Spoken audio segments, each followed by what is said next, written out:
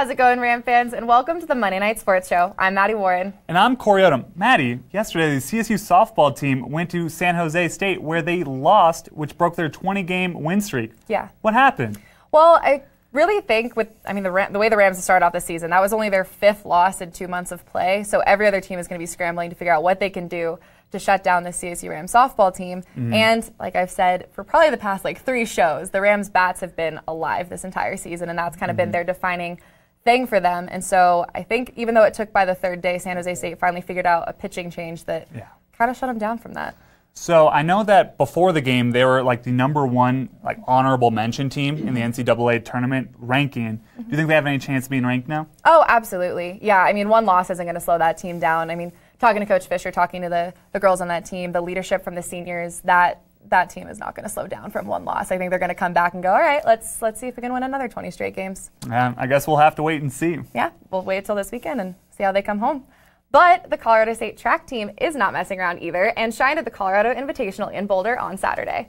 Starting off, the CSU all-time program record for the women's 4x100 relay was broken. Mary Beth Sant, Lauren Gale, and Destiny Rocker and Jessica Ozud docked a 44.66 time, beating the previous record of 44.79. Ozud now has her name on 5 different records at CSU. Kelsey Bedard also placed first for women's discus with a 55.13-meter throw, which, coincidentally, is 4 feet better than her father, Brian Bedard's personal best at CSU. Not only did Bedard take the top spot for discus, she also topped the field in the women's hammer throw with a heave of 59.92 meters. The Rams also took first in the women's 100-meter hurdles thanks to Rocker and first in the women's pole vault. The pole vault came to a 3-way tie that resulted in a jump-off, and junior Josie Spitz taking the top spot. This past weekend, the Colorado State University Rodeo Club hosted the Skyline Stampede, the oldest collegiate rodeo in the country. There's only one thing I have to say to that. Yeah! Rodeo clubs from 14 different schools gathered at the BW Pickett Arena to compete in events such as goat tying, breakaway roping, and bull riding. CSU's strongest event was barrel racing, where junior Lake Mahalik made the championship round with her time of 15.38 seconds. Rachel Jackson and Allie Droshine, 2 other barrel racers, also featured strong times that were just short of making the championships. Jackson finished with a time of 15.76 seconds, while Droshine finished with a time of 15.74 seconds. Despite having no championship winners from CSU, Rodeo Club President Erica Sinclair says the rodeo went well and they consider it to be a success. To learn more about the Rodeo Club, you can see them featured on the latest episode of Humans of CSU by heading over to YouTube and looking up CTV 11. Well, Rams, that's all we have for you right now, but don't go anywhere because coming up next is Castro's Cut. Then later in the show, Cory and I will update you on golf and a feature story on esports. Stick around, Ram fans.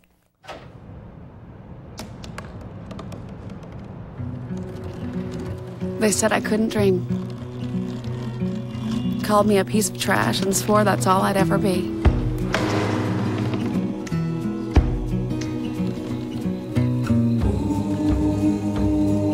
Said a bottle couldn't see the ocean.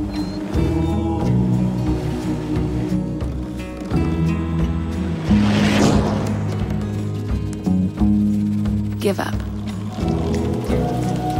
Go back to the dumpster.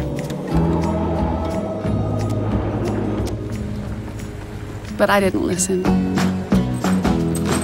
I made my way.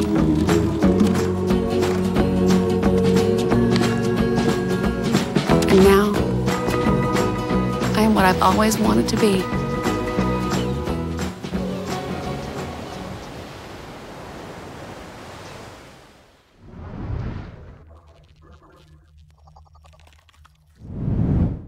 How's it going, Rams? Welcome to Castro's Cut. I am Litos Castro, here to give you the rundown of what's coming up in CSU Sports this week. So, without further ado, let's get rolling right into it. We're going to start off with the women's golf team. They hit the road yesterday, and they're staying on the road for today and tomorrow. They're in a certain Maddie Warren's hometown, Napa, California, for the Silverado Showdown.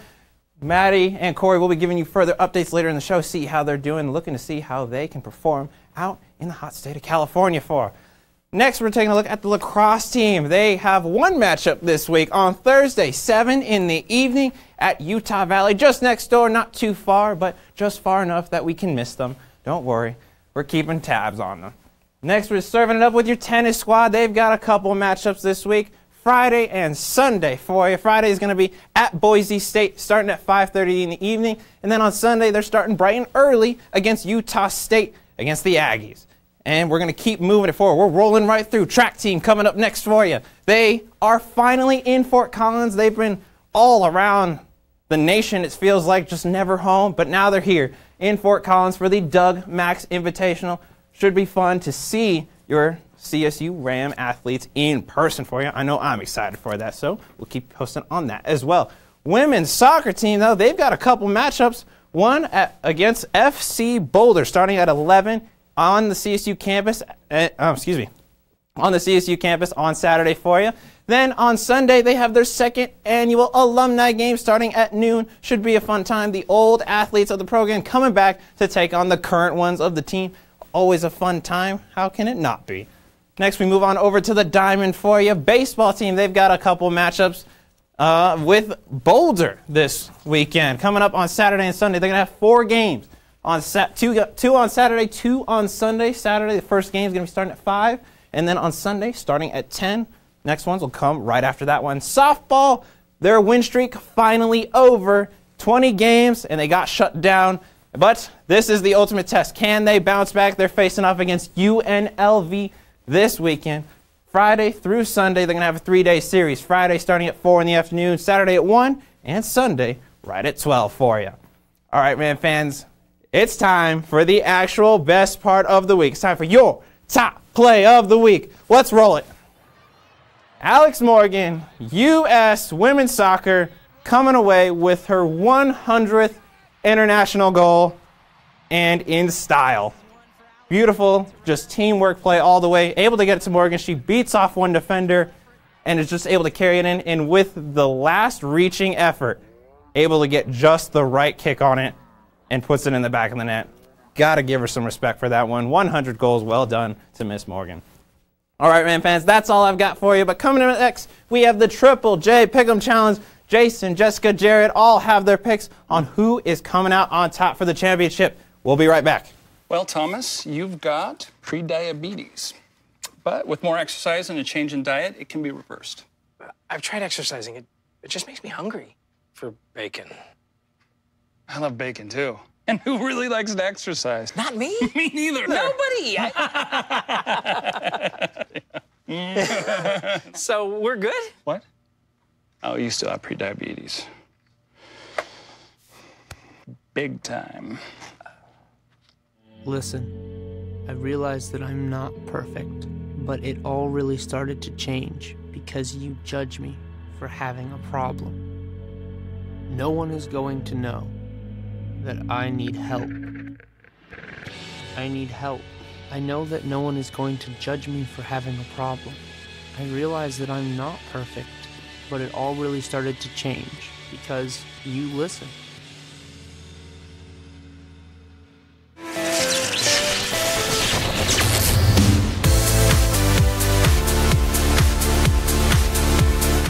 Welcome back, Ram fans, into the Triple J Pick'em Challenge. Looking at last week, something we have yet to see.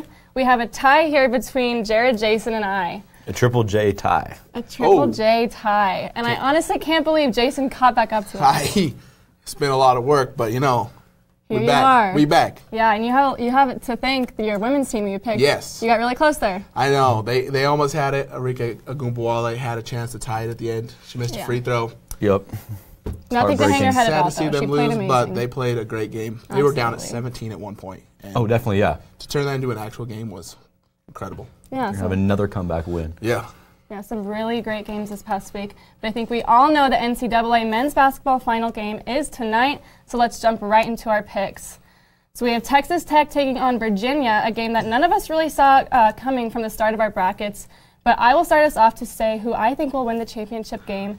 I think Virginia is going to cut down the nets tonight. I think they have a fire lit from underneath them from last season. I know Jason liked to joke about that earlier. When people were picking Virginia, he didn't believe in them, but here they are. This team is actually one of the top 3-point shooting percentages teams in the NCAA. They're number 7. They don't shoot a high volume, but when they do, they're accurate, and I think that's what they're going to be forced to do against Texas Tech. So if they can start making those threes from the outside, they're going to open up the inside for them to go in, score some points. I think this is going to be a really great game. It's going to be low scoring, a lot of defense. We all know that's coming, but also just the experience on this team, especially from the coaching. I really like Crist Beard, but he's a newer guy, so I think it's going to take some time for them to get into this game. I think Virginia's going to step out and get a lead early. Yeah, I mean, I actually, in my bracket, I had Virginia playing against Duke in the national championship. So, putting that out there. Well, I remember you making fun of me for it at some time. That was Jared. Oh, yeah, that was me. Who knows? It could have been anyone. So, I think, like you said, these are the 2 top-ranked defenses in the country. So, it's going to be really low scoring. But you're going to see Kyle Guy, who... Clutch. He's the most clutch player on Virginia. And what can you say? Jack Salt, Kyle Guy, DeAndre Hunter... They're the veterans on the team. They're going to have to carry this team to that win over Texas Tech. It's going to be a tough feat, but you got to go with the #1 seed. They choked last year. This is their year to shine. Okay. I'm going against the grain here. I'm choosing Texas Tech Red Rangers. Give me that hat, Cory. Hold up. The Red Raiders. Red Raiders, and that's what I meant. Sorry, the Texans. Okay, either way, they're going to win this game.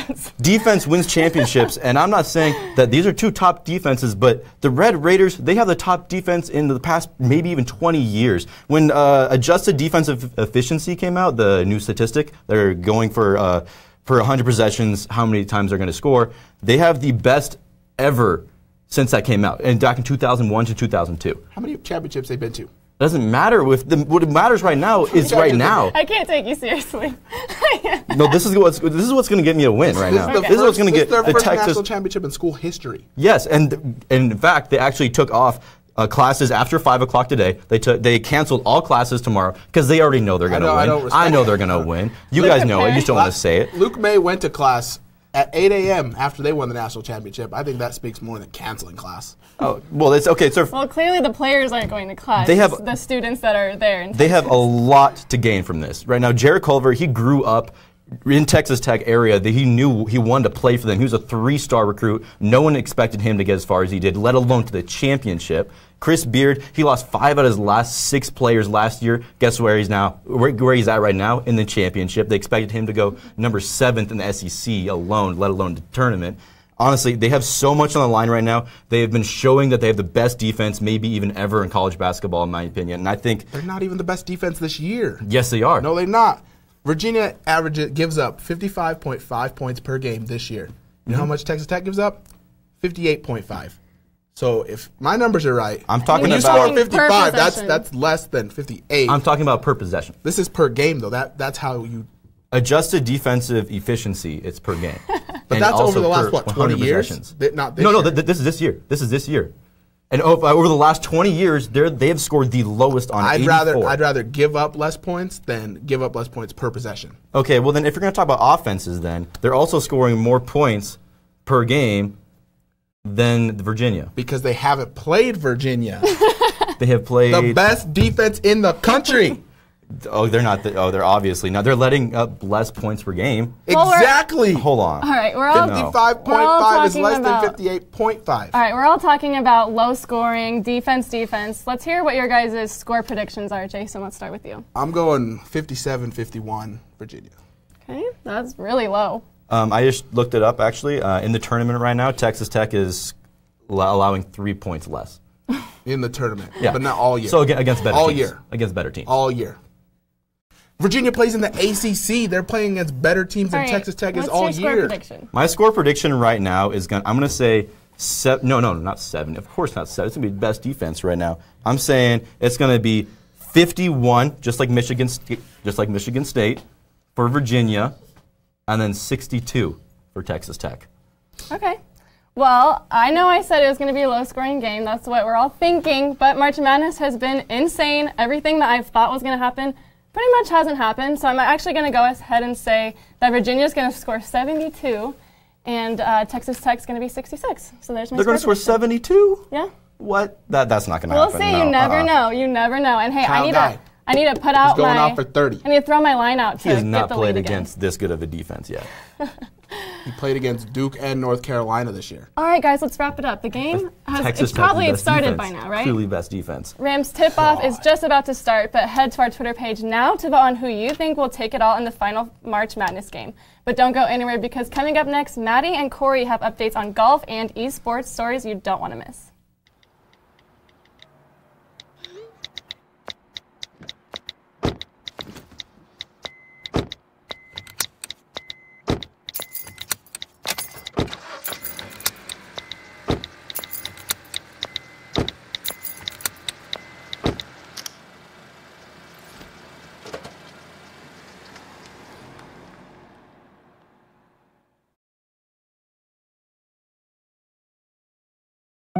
They told me a bottle couldn't dream. That I would never become a superhero.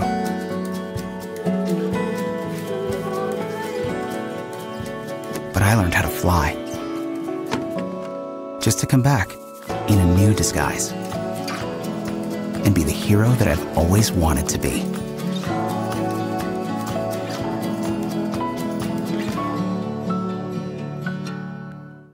Welcome back from the break, Rams. Colorado State women's golf traveled to Napa Valley, California yesterday to begin their 3-day Silverado showdown. They're facing some stiff competition as 3 of the top 5 national ranked teams are there. Number 1, Southern California. Number 4, Stanford. And number 5, ranked UCLA. After 1 day of play, Jessica Sloot leads the Rams with a 2 over par 74. She finished with 13 pars and 1 birdie on the course. This has her tied for 22nd place. However, today the action continued and Sloot falls to 49th place. And her teammate Ellen Secor jumps to the lead for the Rams. Secor went 1 under par in the front 9 and held on in the back 9 to end the day even after 2 rounds. She is currently tied for 14th place in the tournament. Her efforts have helped raise the Ram team from 15th to tied to 13th. With March Madness winding down, another tournament is ending soon as well. The most popular esport, League of Legends, is going into its championship match this Saturday. While some people think esports shouldn't be considered a sport, CTV reporters Litos, Castro, and Ryan Crist broke it down. How's it going, Ram fans? I'm Litos Castro here with Ryan Crist, and we're going to talk to you guys about some esports right now. And are they actual sports? Can they be considered an actual sport? So Ryan, why don't you start us off a little bit? Yeah, so what we're going to classify esports as today, and we'll go individually to these 3 points, but briefly to go over it, an esport has to be competitive, it has to take physical and mental skill, and it can't be luck-based, and of course, it has to have a clear win condition. Look at that competitive aspect first of it. When we look at the competitive nature, obviously, when you play a game, a lot of it is you're trying to win. That is the end goal, but some games aren't like that. I mean, you'll see story mode games with Batman, for example. We see the Batman Arkham games. You know, it's just to get through the story, and you don't necessarily win. There's no competition. So when we look at the competitive aspect of it, there is another player or another team that you are playing against, you are competing against to basically win against them. And you need to be playing against somebody for that competitive nature. And then we go into the physical and mental skill. And what we're going to do is we're going to break down a clip that we have, and we're going to show you that physical and mental capability and skill level that you need to be competitive within esports. We have a clip from League of Legends, and within this clip, we see a 1 versus 3 that took place in about 9 seconds between a red player and blue players. This play is remarkable because they made a plan and had the ability to execute it within around 4 seconds. This is the type of thing that you need to see within an athlete. And most of the time is spent executing your plan. So those other few seconds that you have are spent on just planning what to do. Much like a quarterback who only has a few seconds to make a decision with the ball, this player only had 1 or 2 before they had to start responding to their opponents. And speaking of that response, we can talk a bit about the physical aspect, which is a little self-explanatory. They needed to push the right buttons at the right time, in the right order, to make sure that they got the results that they wanted. Like in sports, you only have a few seconds to execute. And for example, this is probably what it looked like. You just saw there's a clear objective and, you know, rules that say this makes you a winner, this makes you a loser. And we see it in traditional sports as well. Football, you know, whoever has more points at the end of the game wins. Hockey, whoever scores more goals by the end of the game wins. In with esports and video games, whoever completes X objective, as opposed to the other team who does not, wins the game. You know, there's a screen at the end that either says victory or defeat. It's very clear who wins and loses. And that's what makes, you know, sports. That's what differentiates sports and competitions. You know, you could think of like singing competitions, like America's Got Talent or something. We could say that could be a sport because it's competitive and it takes skill and physical skill and mental skill. But there's no clear winner. It's very subjective. It's all based by judges and then call-in voting, so it's a subjective win. When in sports and esports, it's all that objective win. It's either you win or you lose. Well, Ram fans, that's all we have for you on the topic of esports. However, we are very interested in this, and it's still an ongoing debate, so we want to hear your thoughts and ideas. Do you think esports is a sport? Head to our Twitter page at CTV Sports so you can vote whether you think esports is a sport or isn't a sport.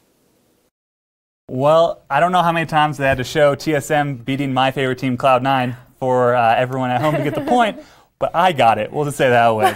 Maddie, what do you think about the whole esports? Is it a sport? Is it not a sport? You see, Cory, I'm really helpless when it comes to video games. I can drive a regular car, but like Mario Kart, I drive into the walls. Like Litos has even seen me do it. I'm completely helpless when it comes to it. So I also feel like I don't have a lot of room there to say like it's not a sport, but I also genuinely do think that the definition of a sport is changing. And I think it's really unfair to discount esports as sports just because it's not fitting the same mold that we've had for so long for sports, whether it's, you know, been baseball and football for so long. And so I think in order for it to get the recognition that it deserves, it's hard to be open-minded about it for a lot of people, and I think that's the problem, is because we're not going to make progress going forward if we stick to the same mold that we've considered sports to be for so long. Right. I just think that a lot of people are viewing it in a way that it's not anymore, right? I think people are viewing it as a way where it's just a bunch of 18-year-old kids in their basement drinking Mountain Dew and hurting their wrists playing too long, right? Staying up all night. But in actuality, that is where it started, and I think people have some warrant into saying that's where it came from. But over time, it's no longer just a bunch of kids who happen to be good at it working together to try to get better. Now, they go and they live in the same house. They have a coach. They have a cook. They have a physical, like, it's a full industry right now, and they're selling out Madison Square Garden. The last Worlds thing for League of Legends actually had more viewers than NBA Game 5 and World Series games. So I think people just need to see that it's no longer where it was. Yeah, absolutely. But that's all I got to say about that, because now we've got this week's Flip or Flop. We sent out this video of CSU Rodeo team from this weekend of Kelsey's story in the breakaway roping event. And it looks like 47% thinks that they get the calf, and 53% don't. Yeah, I don't know, Cory. I really have no idea how this is going to turn out, so let's take a look at what really happened. What are you seeing here? Okay, nope. Okay, see, I thought she had it for like a split second there. And just slipped off. But again, that takes like way more coordination than I am completely at all capable of. So even though she got that close, didn't quite get it, that's way better than I could have done. I can only do one or the other, maybe. Yeah, that's the first time I've seen it too. And it's like on the ear, and then you see a soul die. It's like her head goes down. Just so close. Oh, it was so close, and I was wrong again for people at home keeping track. I was wrong too, if it makes you feel any better. We're in this together. It makes me feel way better. But before we go, Maddie, who do you think is going to win the NCAA tournament? I'm going to have to go with Jared on this one. I really think Texas Tech has got it. I mean, they kind of smothered Michigan State's offense with their defense, and I know that both teams are really strong defensively with the ball, but I saw Texas State winning a few weeks ago, and I think they're going to bring it all the way home today. You know what? I agree with you and my buddy Jared, because I had Michigan State win the whole thing, right? So for me, if any team has to beat me, it should be the team that beat Michigan State, right? Because then I get a little bit of pride with it. I'm not I only lost to the best team in the whole thing, kind of deal. Nice. Oh, that makes sense. Yeah, that's where I'm going. Cool. Well, Ram fans, that's all we have for you tonight. But to stay updated on sports throughout the week, be sure to follow us on Twitter at sports_CTV or head to collegian.com. I'm Maddie Warren. And I'm Cory Odom. Tune back into CTV tomorrow for more news from the people you know and to see Jessica Mendoza and Tara Barrio recapping the softball team. Have a great night, Rams.